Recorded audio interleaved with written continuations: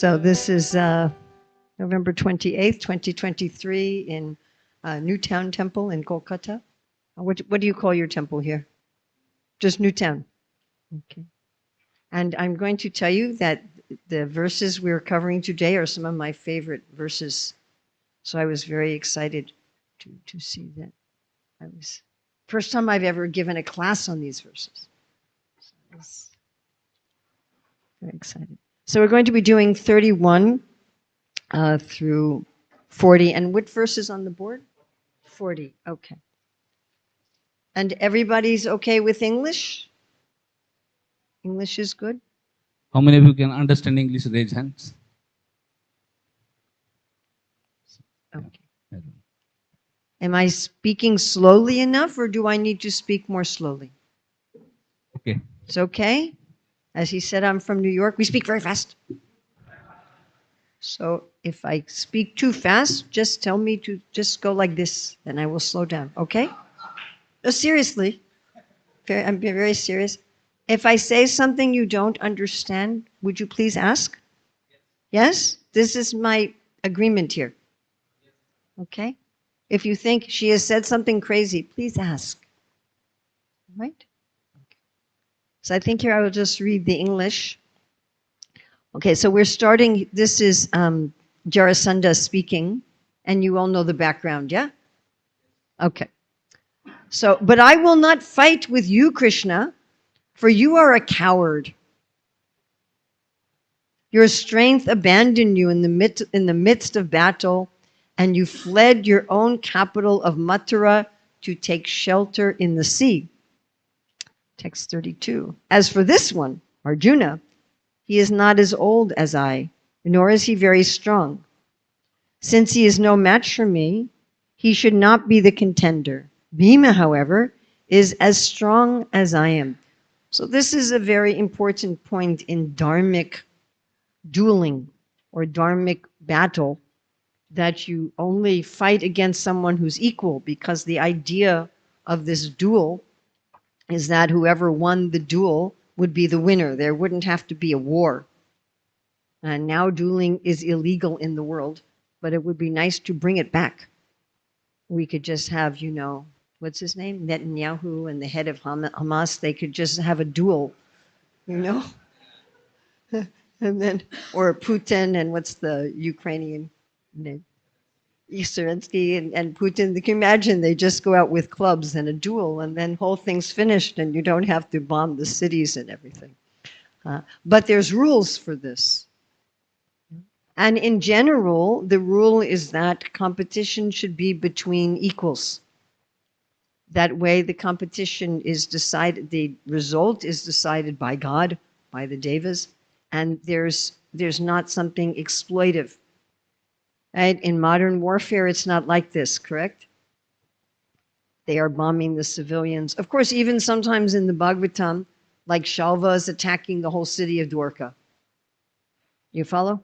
He wasn't on a battlefield, he was attacking the civilians. Same with the airships that Lord Shiva destroyed. They were also attacking all of the people of the planet without discrimination. And of course, we have Asvatthama, who was also killing sleeping people and attacking a baby in the womb. So we had also a dharmic fighting sometimes going on in ancient times. But it's interesting that Jarasandha is a demon, and still he has some pride that I follow the rules of combat. Yeah, I follow the dharmic rules. Having said this, Jarasandha offered Bhimasena a huge club, took up another himself, and went outside the city. So he even gives his opponent a weapon. The two heroes thus began battling each other on the level fighting grounds outside the city. Maddened, and this is outside, so they're not hurting anybody else. Maddened with the fury of combat, they struck each other with their lightning bolt-like clubs.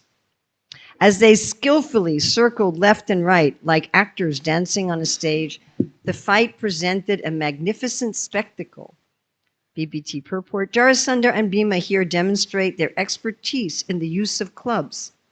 Thus it can be understood that both fighters were fearless and steady even in the rage of battle. So this will be an important point. We'll talk about this expertise. Text 36. When Jarasandar's and Bhima's clubs loudly collided, O king, the sound was like the impact of the big tusks of two fighting elephants or the crash of a thunderbolt in a flashing electrical storm. BBT purport. This translation is based on Srila Prabhupada's Krishna book. Text 37. They swung their clubs. Now, this is actually an incredible verse. Almost unbelievable. They swung their clubs at each other with such speed and force that as the clubs struck their shoulders, hips, feet, hands, thighs, and collarbones, and I noticed they're fighting at the thighs. So what was crushed? Were their bones crushed? Did it break the bones? Look what happened. The weapons were crushed and broken. How is that possible? Like branches of arca trees with which two enraged elephants furiously attack each other. What kind of bodies did they have? Yeah. I mean, we know Bhima, he has an amazing body. First of all, he's the son of Vayu, and even his mother's not completely human, you know. She's part Naga. So he doesn't have a human body. And then, you know, when Duryodhana tried to poison him, the Nagas revived him, and when they revived him, their way of reviving him made him stronger. You all know this story? So Bhima, he's not like a human. Because ordinary human, if you're going to take a club and hit their bodies will break, not that the club breaks.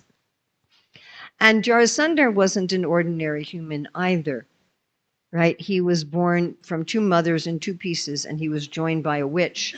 So he didn't have a regular body. But I mean, this is actually astonishing that the weapons are breaking. Right? Someone shoots you with a gun, and instead of the bullet going through you, the gun explodes, you know, like that. Okay, 38. Their clubs thus ruined. Those great heroes among men angrily pummeled each other with their iron-hard fists. As they slapped each other, the sound resembled the crash of elephants colliding or harsh thunderclaps. So we still have these metaphors. And their fists must have been if their bodies could break clubs, metal clubs. So imagine how strong their fists were.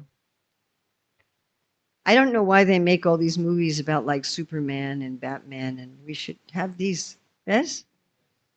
The real superheroes. So this is text 39. As they thus fought, this contest between opponents of equal training, strength, and stamina reached no conclusion. And so they kept on fighting, O king, without any let-up. So this is BBT purport. Some acharyas include the following two verses in the text of this chapter, and Srila Prabhupada has also translated them in Krishna. So just a little note about this statement that we just read.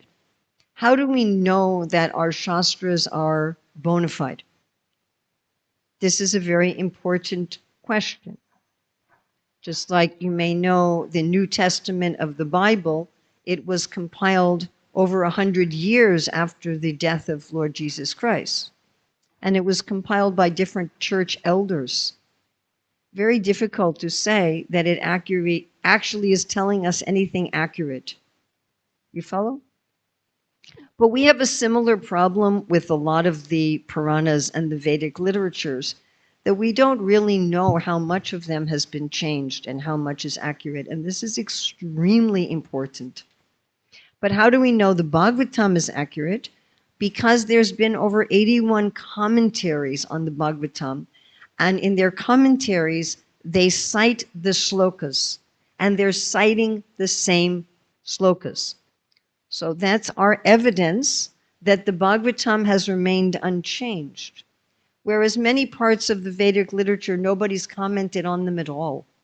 And so we will use from the Vedic literatures those slokas that are quoted by our acharyas. But we should be extremely careful about parts of the Vedic literatures where there has been no commentaries and no quoting by our acharyas. Otherwise, we will be subject legitimately to the same criticism that we can make of others. You follow? Now, sometimes there are variant versions of the Bhagavatam. But you will notice that whenever that is the case, Srila Prabhupada will note that. And here there's a note like that there's a variant version of the Bhagavatam that has these two verses. And so in many of the 81 commentaries, these two verses are also quoted, and Srila Prabhupada accepts them.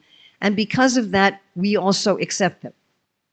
But the BBT editors decided instead of putting them in as verses, they were going to put them in a purport because some editions of the Bhagavatam don't have them. All right, so let's look at the Sanskrit here. Evam Tayor Maharaja Yudyato Saptavim Sati Dinani Niragam Statra Suridvan Nishitushtato Ekadam Otileyam Vai Praharajam Vikodara Na Shaktoham Jarasandam Nirjatam Yudimadava. So these last two lines, Na Shaktoham Jarasandam Nirjatam Yudimadava, is how I wrote the 83 book Learn to Read series, by meditating on those two lines and one line from the next verse. So how does Srila Prabhupada translate this? Thus, O king, they continued to fight for 27 days, so almost one lunar month. You remember who else was fighting for this long? Excellent, excellent. At the end of each day's fighting, both lived at night as friends in Jarasandar's palace. So this was also the standard for dharmic fighting. Wouldn't that be nice if we did that in modern warfare also? Ceasefire every night and then everybody had prasadam together or something. Then on the 28th day, O King Vikodara, Bhima told his maternal cousin Madhava, I cannot defeat Jarasandhar in battle. And what did he say exactly? Na shaktoham. He says, I don't have the power. Na shaktoham Jarasandham nir jaitam. I cannot be victorious Yudhi in battle, O Madhava. Okay, text 40 we'll say together. Shatro janmarmati vidvan Javitam cha jarakritam Partam apyayam swena Tejasa chinchayadari. Please chant. Shator janmar mritrid vidvam Javitam cha jarakritam Partyam apyayayan swena Tejasa chinchayatari. Shator janmarmati vidvam Jivitam cha jarakritam Partam apyayayan swena Tejasam chinchaya darihi. Shator janmarmati vidvam Jivitam cha jarakritam Partam apyayayam swena Tejasa chinchaya darihi. Shatro, of the enemy, Janma, the birth, Mriti, and death, Vidvan, knowing, Jivitam, the bringing to life, Cha, and Jara, by the demoness Jara, Kritam, done, Partam, Bhima, the son of Pritha, Apyayayam, empowering, Svena, with his own, Tejasa, potency. Achinchayat, thought. Harihi, Lord Krishna. BBT translation, Lord Krishna knew the secret of his enemy Jarasanda's birth and death, and also how he had been given life by the demonish Jara. Considering all this, Lord Krishna imparted his special power to Bhima. BBT purport. Srila Prabhupada writes that Lord Krishna, quote, this is from Krishna book, knew the mystery of the birth of Jarasandha. Jarasandha was born in two different parts from two different mothers. When his father saw that the baby was useless, he threw the two parts into the forest, where they were later found by a black-hearted witch named Jara. She managed to join the two parts of the baby from top to bottom. Knowing this, Lord Krishna therefore also knew how to kill him. So here we have Bhima doing his best, failing, and then Krishna, what does Krishna do? Empowers him. So we all want to be successful, yes? Anybody want to be a failure? Everybody wants to be a success. So I want to look here at what is the progression? What happens here in this progression? And then I want to look at our part and Krishna's part. And then if we have time, I will tell you the story of how I spent, bless you, 3 years meditating on these verses to write a literacy program. So what's the progression here? So first there was a plan worked out together of how to deal with Jarasandha. And this was over some time. Right, we have the messenger from the kings comes to the assembly house, and then there's the going, it was a whole long thing, which we could also talk about, how long the kings had to wait, and then Krishna going to Indraprastha, or was it Indraprastha or Hastinapur? Indraprastha. And with his whole retinue, all his 16,108 queens, and all of their children, and all of their teachers, and all of the people to do the laundry, and all of the servants, and they all go to Indraprastha, and then there's the challenge horses that are sent out by the younger four Pandava brothers, and everyone either gets defeated or pays tribute, except for Jarasandha. And then there's this plan that they would go in disguise as Brahmanas. Yes? Which, of course, the Pandavas had a lot of experience being in disguise as Brahmanas. So this was a plan, and it was worked out by Krishna with the devotees. It wasn't just Prabhu, who has traveled with Indradyumna Swami for many years, and he does a martial arts exhibition. Incredible, wonderful, wonderful devotee. And they do it like a dance. It looks like a dance. Of course, this was a very serious dance. They were actually trying to kill each other. But so he's actually expert. And he tries for enough time. He doesn't just try for a minute or two. He tries for 27 days. So he really makes a full effort. He doesn't just say, oh, I can't do it. He's too strong. The clubs are breaking, right? And after 27 days, what he does is he said, I can't do it. I don't have the Shakti. Which, of course, was amazing because he was considered the strongest person at that time. And then Krishna empowers him.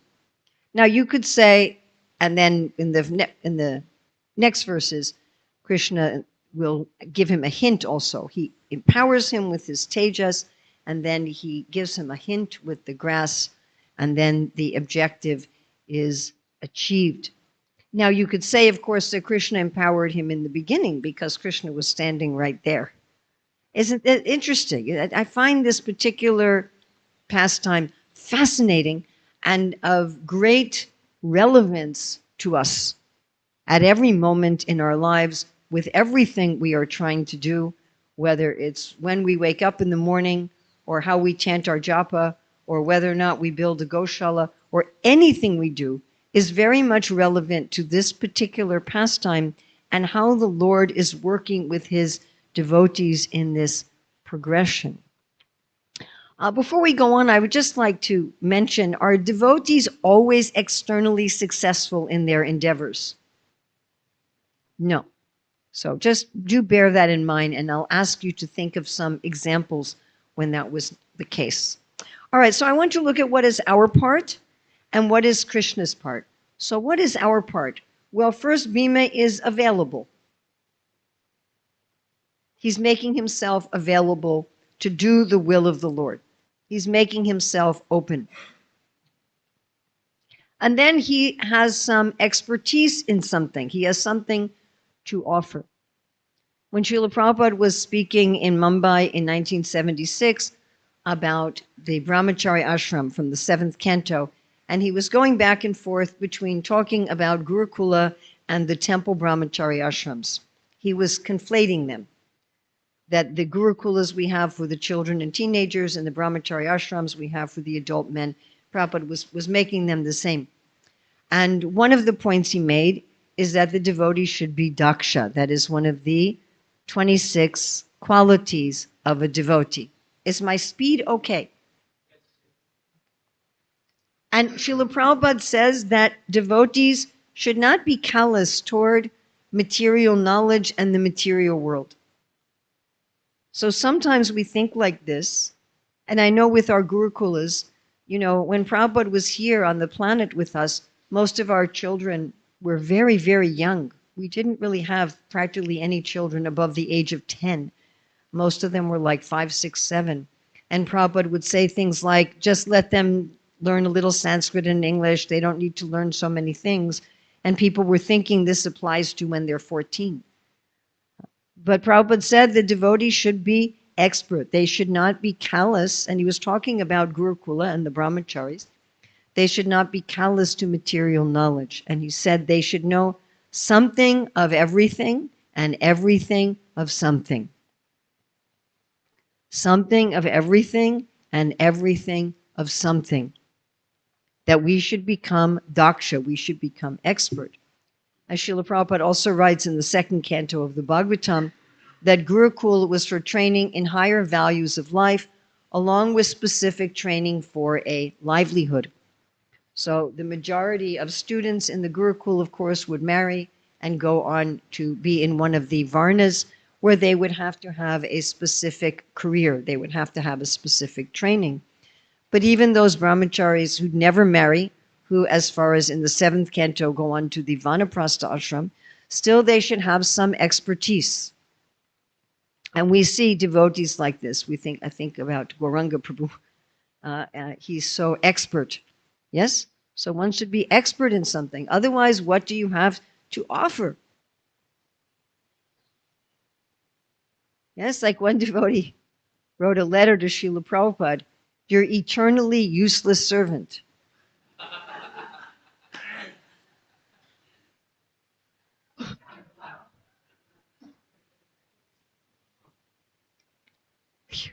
If we're going to say, "How may I serve you?" How may I serve you? What service can I do? We have to be able to offer something, yes? I mean, it's nice to know how to sweep the floor and how to wash the pots, but even that requires some expertise, isn't it? Yes? I have seen bathroom cleaners, they just take a bucket with some disinfectant and they just throw it in the bathroom and they say, now it's clean. And I'm like, that's not cleaning. Yeah. Even that one has to acquire some expertise. Sometimes we have a view in the Hare Krishna movement that if you just chant 16 rounds and wake up early and eat prasadam, that you can do anything without training. That's not true. And they'll say, well, Krishna will empower you. Krishna does empower Bhima. But Bhima also worked at becoming expert. Prabhupada would say, Krishna did not say, Arjuna, you sleep on the chariot, and I'll just fight for you. Many years ago, pre-internet, there was this regular devotee magazine, I forget what it was called, like different news of different temples. And at the end of it, they had what we call personal ads. Do you know what that is? Like people looking for someone to marry. Now that it's done all online matching. So this one man wrote, he said, my favorite service is to sleep and dream of doing service. I'm thinking, what woman is going to want a husband like this? What do? I lie on the couch and I dream I am making money. So this is not, I mean, if you actually have no capacity, like that Brahmana who is poor and he's meditating on bathing Krishna with a gold pot and a silver pot, if you actually don't have the capacity, but Prabhupada would always say the rich man cannot just offer one little flower, right? So the point is that we have to become expert. We should become expert in something. Huh? And then we should use our expertise in service according to our nature. So you were talking about this. We've come out with this book, Dr. Ruchira Datta and I, Career Dharma. It's about the Varna part of Varnashram. And it is very important, the essence, if you want to boil down what is the essence of the Varnashram system, it is, especially the Varna part, your guna and your karma should match. You understand? The work you do should be according to your nature, and you should not do others' work. How many times does Krishna say in the Gita, you should not do others' work? Twice. He says if you do others' work, your work becomes bhayavaha. It becomes a vehicle of fear for yourself and for others. So we develop some expertise, and except for brief emergencies, we use our nature, we use that expertise in service. And then we also work with our authorities. This whole plan for killing Jarasandha, it wasn't just Bhima's idea out of the sky. It was a consultative process among the first in Dwarka, then in Indraprastha, how they were going to kill Jarasandha. And I think this point is also very important. Sometimes Krishna or Guru just orders. Sometimes. You go do this. Sometimes. But other times, Guru and Krishna also discuss with the devotees. You follow? I mean, Srila Bhaktisiddhanta Saraswati Thakur called Krishna a transcendental autocrat. But that doesn't mean that he's always just simply giving orders and we are just like a computer. You don't have a discussion with your computer because it's a machine. But with another human being, there should be some give and take. Now, in different cultures, this is done differently. Yes? How different groups reach consensus and discuss varies between one culture and another. But this is supposed to be a relationship between the devotee and Krishna. And sometimes people think that it's superior if Krishna gives an order and we follow, rather than if the idea comes from us, but that's not true. Just like if you're working in a business, the president of the business, if they're good, they will be very happy if you come with a suggestion for improvement. Oh, I have a suggestion how we could make more money, how we could make a better product. The best companies, they have some facility like that for the workers, the various workers, to give their input. Isn't that correct? Yes? Because they are right there. They are right there dealing with the customer, or they are right there making the product, and they will have insight. Also, people are going to be more enthused if they have some input. So we should be active participants in the service. We're persons, we're alive, not just robots. And we should be in a state of surrender. So this is a very interesting point, and we could speak about this probably for several classes. There's a wonderful letter that Srila Prabhupada wrote to Jaipataka Maharaj, where he talks about the secret of surrender. And he lists, you can analyze it as 4 or 5 points. The first is that everything is part of Krishna's plan. Whatever is meant to be, that I am doing. I may not be getting the words exactly right, but Prabhupada's English was a little charming. So at every moment, if I am in the mood of a surrendered servant, then I will see at every moment I have some service to do as a servant. I have service in this moment, in this moment, in this moment, in this moment, in this moment. Understanding this has become very popular in the world today. Generally under the influence of Buddhism, they call it mindfulness and present moment awareness, to be in the moment. But Prabhupada's talking about how this is a key feature of surrender, and we see this with Bhima and Jarasandha, that even though fully absorbed in that service. Fully absorbed. And then he says, and all other considerations be forgotten. So modern psychiatrists, sociologists have analyzed what Srila Prabhupada's talking about, and they call it flow. Have you heard of this? Yeah? There was Michele Csikszentmihalyi, I think is his name, and he wrote this very best-selling book about flow. And this is exactly what he describes. You have some expertise in something, you're matching your expertise to the job. Just like this fight, you have a challenge that equals your ability, but maybe a little bit higher. You're absorbed in every detail. You're completely absorbed in what you're doing, and you forget about everything else. And you enter into a state that I would say is very much like what we describe as samadhi. What fascinates me is that a materialistic person can somewhat enter into this state even when being absorbed in materialistic activities. So if we're going to take just the middle part of Srila Prabhupada's instructions, paying attention to the detail and being absorbed and forgetting everything else, the materialist can do that. But the first part, that what I'm doing is part of Krishna's plan, always. You know how sometimes when we're doing something, we're thinking, let me get this done so I can do something else? That's exactly the opposite of the mood of surrender. The mood of surrender is whatever I'm doing in this moment, in the now, in the now, in the now, in the now, in the now, in the now, in the now. What being absorbed in the now, in the now, in the now, in the now, in the now does is it automatically detaches you from the result. And the last point that Prabhupada makes, and Krishna's, my desire is only to please Krishna. That is my only motive.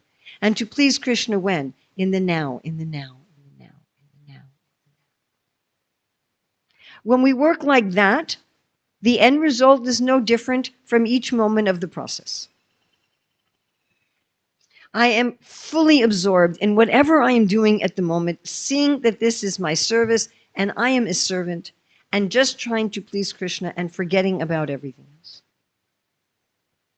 And Prabhupada said, this is the secret of surrender. When a person is in this consciousness, they will experience life with a thrill at every moment. If a materialistic person finds joy being in this state without the two end pieces of Krishna has engaged me and I'm doing it just for Krishna's pleasure, why are they feeling some joy? Because they're in sattva.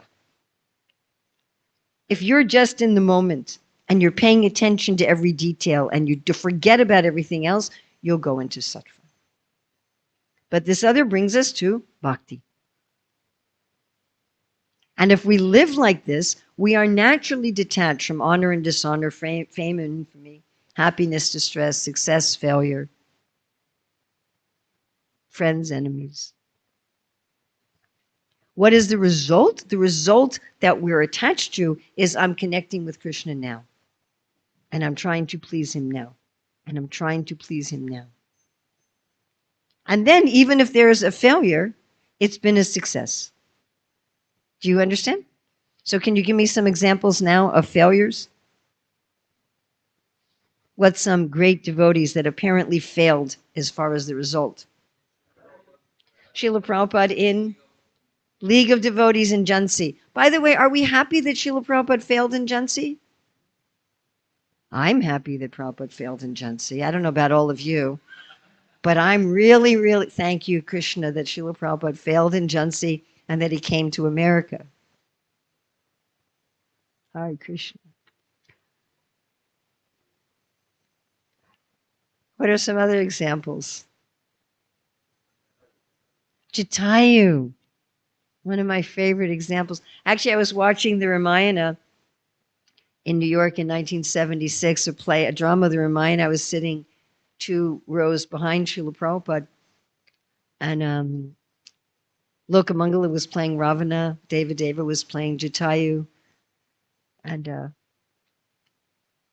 Rasikyau was playing Sita. Prabhupada said she was the best actress in the world, and her husband was playing Ram. So there was especially that scene when Jatayu comes and he challenges Ravana. And when Sita says, Jatayu, no, you are too old, and he is much stronger than you. Somehow when Rasikyau Sita said those lines and I was sitting behind Srila Prabhupada, I wasn't anymore in the theater of the New York temple, but I was in the Dandaka forest in the Leela for about probably 2 or 3 minutes. So that particular part of the Ramayana has always really struck me. Jatayu, and Jatayu fails. Yes? He fails. Of course, he succeeds at telling Ram that it was Ravana who took Sita and that they went south. So that was something. But still, he failed to stop them. But was he a success? Absolutely. My other favorite is the cowherd men who failed to stop the cows from running down Govardhan Hill. And you've all seen Govardhan Hill, I assume? Everyone's been to Govardhan? Can you imagine running down the hill? They're not goats, they're cows. And they're running. They really wanted to see their calves, who were actually Krishna. And it says the cowherd men felt frustrated and angry and bewildered because they're pure devotees and they're normally successful. They couldn't understand why they were a failure. But we're also glad that they were a failure. Their failure demonstrated how much love these cows had for their calves, who were actually Krishna, right? They were willing to run down these very huge rocks of Govardhan Hill. So sometimes there's external failures, but the devotees they're actually always successful. And no lethargy, as Krishna says in 3:30, no jwara, not laziness, not, oh, it's hard. Bhima doesn't get lazy, does he? I would have gotten lazy, wouldn't you? 27 days? Would you have tried for 27 days? But he tried 27 days. And he was getting nowhere. His clubs were breaking. Imagine that. I mean, after that would happen to me, I'd say, Krishna, my club's broken. I didn't break his shoulder. I broke my club. But no, not lethargy. He didn't give up. All right. What does Krishna do? So Krishna reveals his mission, his desire. This is not a secret. What does Krishna want? People ask me all the time. What does Krishna want? I'm like, have you read the Shastra? He's not shy about saying what he wants. What is his mission? What is his overall mission? Sri Chaitanya Mahaprabhu is saying, I'm just starting Chaitanya Charitamrita again. And Lord Chaitanya's mission is very clear. What is it that he wants? Srila Prabhupada gives the 7 purposes of ISKCON. It's very clear. I was working with a group of North American leaders in the last couple years, and we put together a booklet of what the world would look like if these 7 purposes of ISKCON were fulfilled. We did a visioning exercise. So what Srila Prabhupada wants is very clear. What our acharyas want is, it's not some kind of a secret. What is their desire? So Krishna reveals his desire. And then Krishna sends help. He sends guru, he sends sadhu, he has the shastras. He doesn't just leave us. No, there's no one to guide me. There's no one to help me. Yes? Now, this is also very interesting. Krishna relishes our efforts. So some of you, how many of you have studied Bhakti Rasamrita Sindhu? Oh, very nice. So you may know that in the Viraras, there's 4 subcategories, yes, of the Viraras. And one Viraras is this fighting. We tend to think that's the only thing, but there's also Dharma Viraras and Dhana Viraras. Yeah. So this fighting, Srila Rupa Goswami explains, okay, I'm going to ask you 2 subcategories, 2 subcategories of the subcategory of fighting under the Viraras category. This is a very hard question. Anyone who knows this should get a Maha Sweet. So what are the 2 subcategories of the Yuddha Vira category of Vira Ras.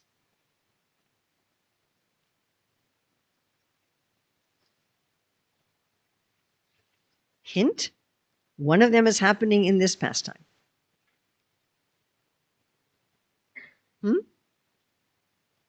Oh, good guess, but sorry. But thank you for trying. Huh?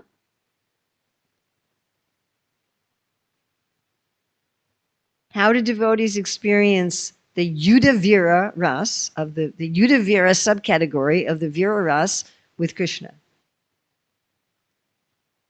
How do the devotees in Krishna get pleasure from the Yuddha-Vira, the fighting Ras part of the Vira Ras? One of them's happening in this pastime.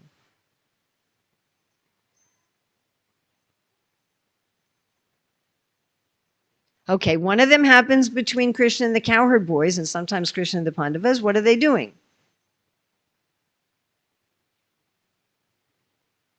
They're fighting with Krishna. Yes, sometimes they defeat Krishna, sometimes Krishna defeats them. They're fighting with Krishna. What's happening in this pastime? Is anyone fighting with Krishna?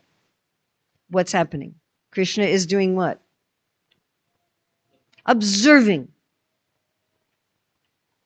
So when the devotee is fighting and Krishna is observing, that's the other type of Yuddha-Vira Rasa under the Vira Rasa category. So you have Vira Rasa, then you have Yuddha-Vira, you have Dana-Vira, you have Krishna, Daya-Vira, and then you have Dharma-Vira. You have those four subcategories. And of the Yuddha-Vira, you have the two, when you're fighting with Krishna and when you're fighting to entertain Krishna. Yeah? Sometimes even the bulls do that. They're fighting and Krishna's entertained by watching them. But if they get too aggressive, he separates them. So is Krishna enjoying Bhima fighting? Definitely. And I'm sure it was enjoyable. You could probably sell tickets for a lot of money. See the fighters who break the weapons, you know. Their bones break the. So Krishna enjoys, my dear friends, Krishna enjoys our efforts. Even when we're struggling. I'm going to repeat this. Krishna is enjoying our efforts even when we're struggling. Do we sometimes feel like it's a fight with Maya? Prabhupada would sometimes say like that, right? Or we sometimes feel like we're losing or we're not getting anywhere. But Krishna's saying, oh, this is a good fight.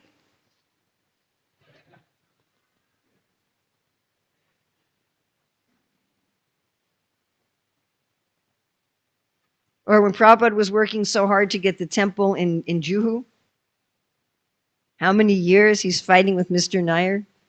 And Prabhupada wrote that letter. Everybody will go back to Godhead except Mr. Nair.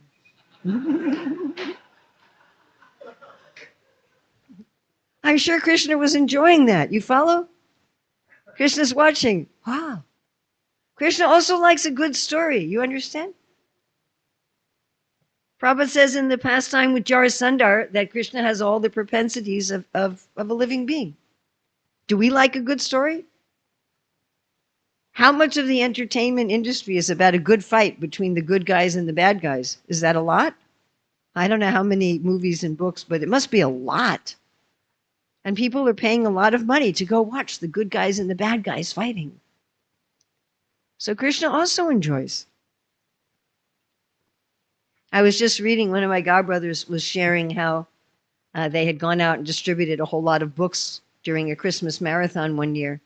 And during that time in Chicago airport, that some people came and punched some devotees in the face, and the police were called, and the police arrested some of the devotees. And Prabhupada was enjoying how the devotees were sacrificing to distribute books. He was just said, look how serious they are, that they're willing to go out and fight even. Don't think that Krishna doesn't care when we're making an effort, even if we appear to be unsuccessful. Krishna also does his part, if we let him, if we are available, to keep us happily engaged according to our nature. Krishna wants to engage us according to our expertise and our nature and our desires. That's very much what he would like. He would like us to be happy. And Krishna will set up different, he says this in the 3rd chapter, the Bhagavad Gita, when he talks about yajna, that when one performs yajna, that is for living happily and attaining liberation. So if we are available and we try to become expert in something, then Krishna will do his part to engage us in that.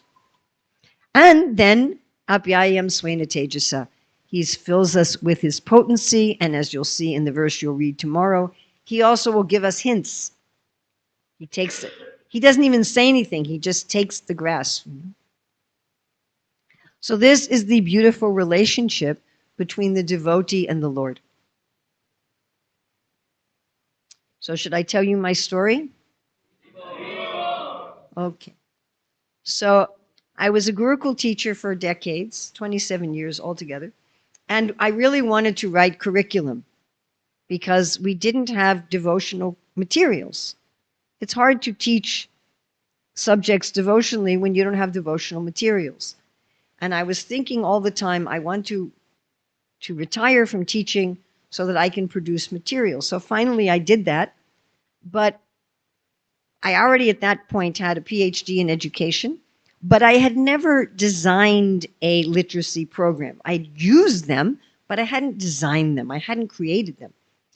So I really didn't know where to begin. And this devotee first paid for me to get some training at the Institute of Education, which is the government program in the UK, the top literacy program actually in the world. And they gave me some training. And then I was very fortunate. I was given shelter in New Zealand by the temple and the Gurukula, a beautiful house by the ocean where I could just write. I could see the cows and these birds called pukiko birds, which are not very nice birds. And this one devotee, Dwarka Puri, there was a literacy expert, and she connected me with Beverly Randall of a huge publishing house. So they were also giving me a lot of help. And so I got a framework, but it was extremely difficult work. I'd say was intellectually, it was the most difficult work that I've ever done. And as the chair of the Shastric Advisory Council, we produce 175-page papers that are the combined work of 18 scholars. And if you have any idea what it's like to work with 18 scholars and get them to produce something to which they all agree. And I'm telling you that writing these books for children was much harder. So because each book had to adhere to many, many different parameters. So like the first book, it could only use 20 words. And you could only have 8 sentences. And you could only have certain kinds of punctuation marks. But it had to be a story with a beginning, middle, and end. And it had to be about Krishna. And it had to be interesting for children. It was almost impossible. And each book, you had to have the new words that you were teaching, plus you had to have words from the previous book, and you couldn't have any patterns that you hadn't taught. And it was extremely difficult. And give you an example, like when I was writing the book on Aghasura, I used the word huge, H-U-G-E, because I was teaching in that book, U consonant E makes the sound U rather than But what I didn't realize is that I hadn't yet taught that when G is followed by E, it makes the sound J instead of G. I hadn't taught the soft G sound. And so by putting in the word huge, I had introduced a particular configuration of letters and sounds that the children hadn't been taught yet. But I didn't notice it. Someone else said, wait a minute, did we teach G-E as J? I'm like, oops. I can't use that word. And then I had a list of 15 or 20 different rules for each level of difficulty. How many sentences could be in the story? How many sentences per page? What had to be the grammatical construction of the sentences? Again, the punctuation, how it had to relate to the story. It was extremely complicated. And then the experts I was talking with said, it's got to be fun. The children have to be the heroes. You know, it has to be a real story with a real challenge. And I'm like, so I would work on it and fail. At every book, I would work on it and fail. And I would work on it and fail.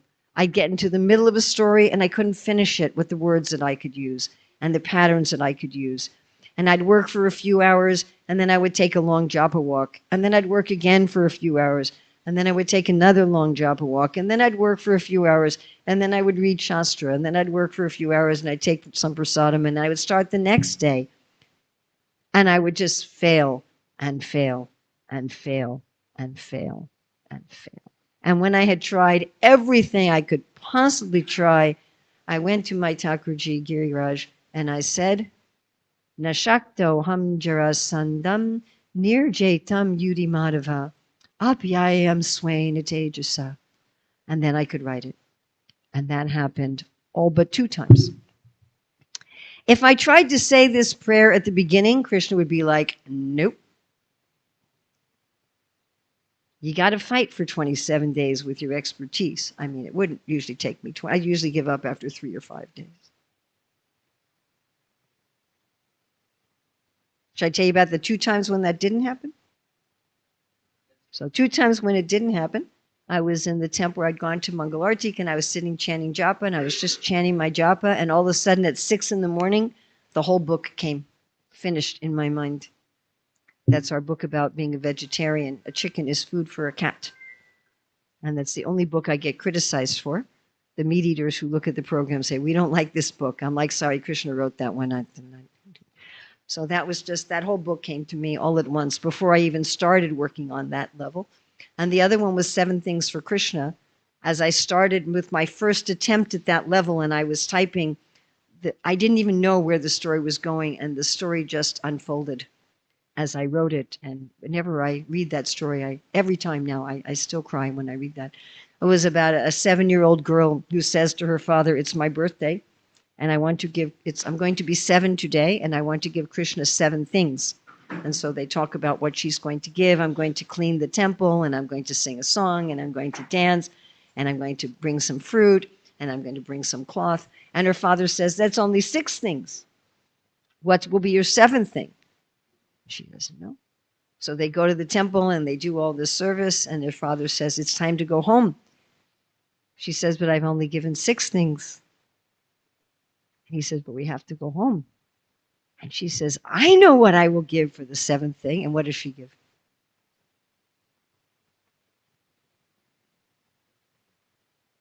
What's her last thing that she gives? Herself. So that, I did not write that story. I mean, it came through my fingers, but I did not write that story. So those 2 I didn't write, and they came immediately. I didn't have to struggle. I didn't have to fight with Jarasandhar. But all the others I had to fight with Jarasandhar. And it was also very interesting when I was working on that program. I had practically no savings, and I had no income. I had no team. I mean, I had a nice place to work, watching the ocean tides and the cows and the pukiko birds. Just me and my computer. I never knew if it would get published. I had no idea if there would ever be any external result. But I really meditated on this particular pastime of Bhima and Jarasandhar. And should I tell you one more thing about that? So I thought, well, I don't know if this will ever be, I'm hoping this will help you in your own service. That's why I'm telling you this story. That whatever you do, maybe you can use these principles. So I had no idea if it would ever actually happen. You follow? I mean, I had published books before, but not like this, not like with a regular publishing company and big. So I had no idea. And as I didn't have connections in the publishing industry. I didn't even at that point know artists. I didn't have anything. And I thought, well, this may never actually get off my computer. You know? So I thought, let me do 2 things. Let me fight like Bhima, but let me meditate like that Brahmana. You follow? You understand? So every day while I was working and failing, I pictured that Radha Krishna and the gopis, like in Mayapur, you know, Radha Krishna and the Astasakis, that they were looking at the finished books. They were passing the finished books around between them and they were laughing. and enjoying them. And I had this picture in my mind constantly the whole time I was working. All right, so over 3 years, we did get help. People came forward with money. People came forward to volunteer. Altogether, we ended up with 200 people internationally working on the project, translated it into 25 languages, got it fully illustrated by professional animators in China who were Tamal Krishnamar's disciples. I mean, it became amazing. So we're there at the publisher in London. Nice Bengali man, Robin Datta. And he wasn't a devotee, nice Hindu man, right? And he had one devotee working in his company, but mostly non-devotees. So just some ordinary non-devotee London, not Indian person was designing the covers for the boxes of the books. And she got the idea, let me combine some illustrations from the books with photographs of children actually reading the books. That was her idea. We didn't discuss with her at all. And she brought in to show us. And what did she show us? She showed us for the cover, and this actually became the cover, some children reading the books. And we had one book, I Look for My Krishna, about Radha and Chitra looking for Krishna. And at one point, they're looking at Krishna's footprints, and they're going like this, looking at Krishna's footprints. But on the cover, they're going like this, looking at the books. So it was the picture I had in my mind for 3 years, manifested on the cover of this box as designed by a non-devotee in the London publishing house. And I looked at that and I thought, when we offer something like that, it's accepted. You follow? And it was a very wonderful experience for me. That the only way I could find happiness was to connect in this moment, in this moment, in this moment. And when the books were printed and the boxes were there, it was not any more or less of a celebration than it had been at every moment. So I was so happy when I saw that. This is the first time I've gotten to give class on these verses. And that these verses have been very important to me personally. And I see that they are really bring the essence of what is surrender and what is the relationship between the Lord and the devotee, and how we can actually live life with a thrill at every moment. So anything good from this class is from Srila Prabhupada. Anything bad here is from me. I hope that you can please take the good and set aside the bad. So we have maybe like 3 minutes if there's one question. Yes, Prabhupada.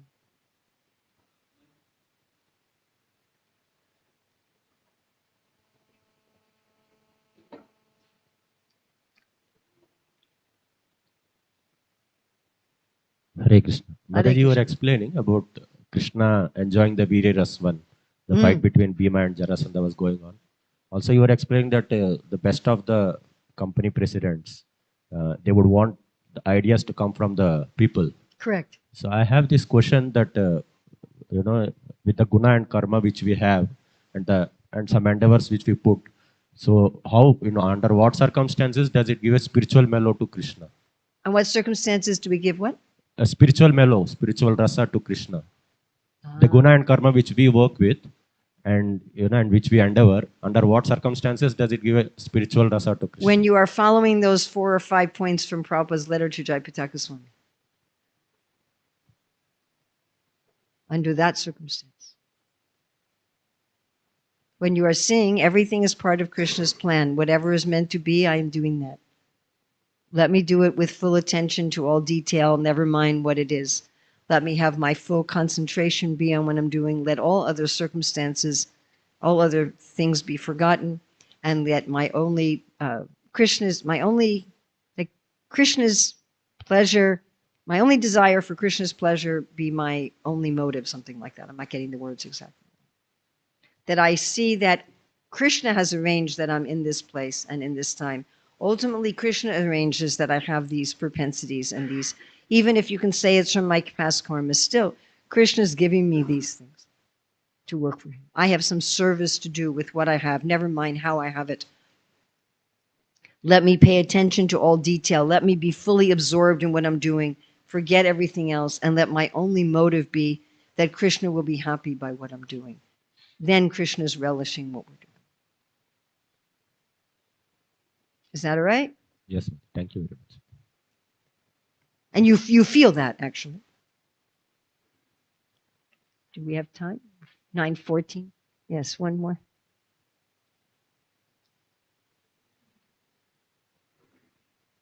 Mataji, regarding the kind of absorption you are telling, like I have two things here. That absorption, is it like you are telling now, just to be present? So is it possible at this stage, or it needs certain kind of purification when we reach that? If non-devotee atheists can do that, you can. You just add the Krishna bit.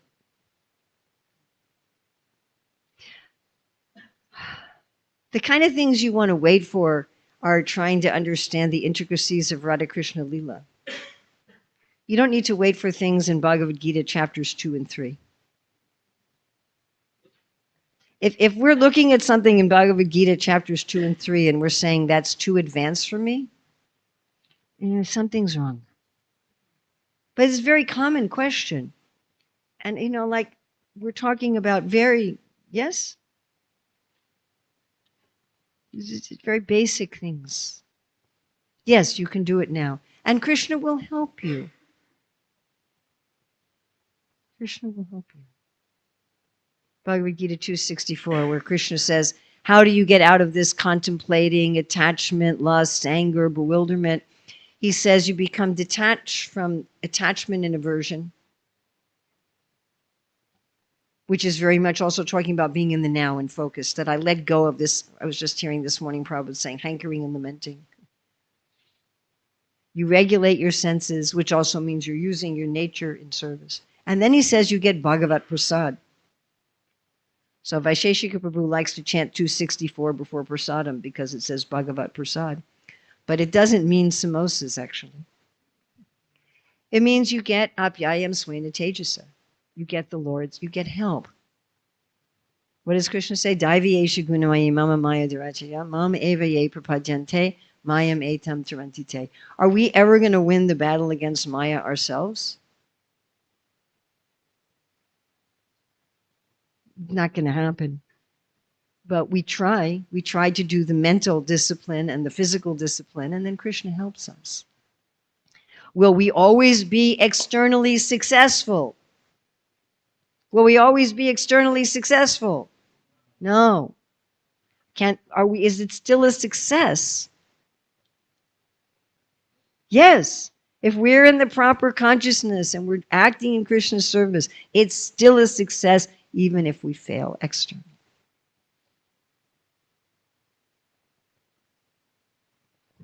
One more thing, Mataji, like I'm going to get in trouble. Okay. So sometimes when services are too pressing, we don't have time enough to contemplate on this. Like moment to moment, we have many anxieties of completing some other services, or we may have many other responsibilities. So what is your practical suggestion or understanding? Okay. So there's a book I recommended to all of the ISKCON leaders called The Power of Full Engagement, which is a really nice book about how to manage energies. Imagine that you got all the money for a month that you earned in cash. Okay, imagine it was actual physical cash. And you could make one envelope, you put in the cash you could spend on food, and in one envelope you put in the cash you could spend on clothes, another envelope you put in the cash you could spend on transportation. Okay, you clear? So you budgeted your money in these envelopes. So then when you were going to buy clothes for that month, you know that you could spend all the money in that envelope. And you didn't need to worry about, will I have money for food, because that's in another envelope. Is this a clear metaphor? Okay, now imagine this is energy. Not time, energy. We all have a certain amount of energy each day, and most of you probably have more per day than I have at this point in my life. But we have a certain amount of energy per day, and you can allocate different amounts of energy to different things. No matter how many pressing things you're doing, if you're working with that envelope of energy, You don't need to be in anxiety about the other things because you know you have an envelope for those. And people have asked me, how do you do this? And I'm like, I don't know exactly, but I know that if you want to do this, you can. We have a sense of how much energy we have. And we have different amounts of different kinds of energies. Like we each have so much energy per day for socializing, and so much energy per day for intellectual work, and so much energy per day for physical work. Also, make sure you don't take on things that are stressing you too much beyond what you can do. Yes? Prabhupada talks about this in Nectar Devotion. He talks about it with over-endeavoring. Don't take vows you can't complete. We're not God. You know, we're not like even Lord Brahma. We're just little Kali Yuga humans. We can't do a whole lot as a Kali Yuga human. And so be careful that, you know, you want to stretch yourself. You don't want to be lazy. But don't take on so much that you're overstressed and you're falling apart and your health falls apart and your physical health, your mental health, your sadhana falls apart. Follow? Yeah? But then you know, when I'm doing this thing, I'm giving this thing that my envelope of energy, and I have other envelopes for those other things. And make sure you do. Like, just as a very simple example of this, I notice that when I chant all my 16 rounds in the morning, I'm more tired at night than if I still have some japa to complete later in the day. Why? Because I've saved some of my japa energy, you follow? I've said, oh, I still have like 2 rounds that I have to finish. And so I've kept some energy for that. So then when I sit down and chant at 5 in the afternoon, I can pull from that energy. Does that make sense? Yes? The other thing is, if you're doing work that's according to your nature, that work will energize you. It will not deplete you. Now, we all have to sleep, no matter what we're, you know. I mean, even the Goswamis had to sleep for a couple hours. But we all have to sleep. We all have to eat. We all need breaks.